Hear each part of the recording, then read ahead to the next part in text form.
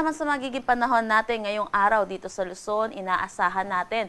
Dito sa may Cagayan Valley, Isabela, malaking bahagi ng Central Luzon, Metro Manila, Calabarzon, Bicol Region, Marinduque at Oriental Mindoro ang maulap na papawiri na may mga kalat-kalat na pag-ulan ngayong araw, dulot ito ng easterlies. Hindi naman po natin inaasahan na tuloy-tuloy itong mga pag-ulan po natin at posible yung moderate to at times heavy po.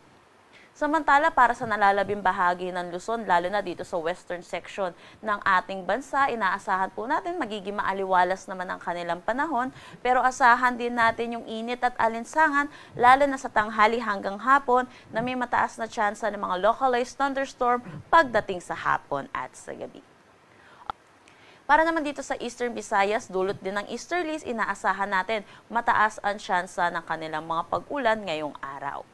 Samantala, para naman dito sa Palawan, nalalabing bahagi ng Visayas at buong Mindanao, magiging maaliwalas din ang kanilang panahon. Pero asahan nga din po natin yung init at alinsangan, lalo na sa tanghali hanggang hapon, na may mga tsansa po ng mga localized thunderstorm pagdating sa hapon at sa gabi.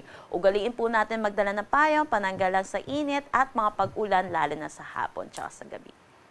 Ang sunrise natin mamaya ay 5:47 AM at ang sunset natin mamaya ay 5:37 PM.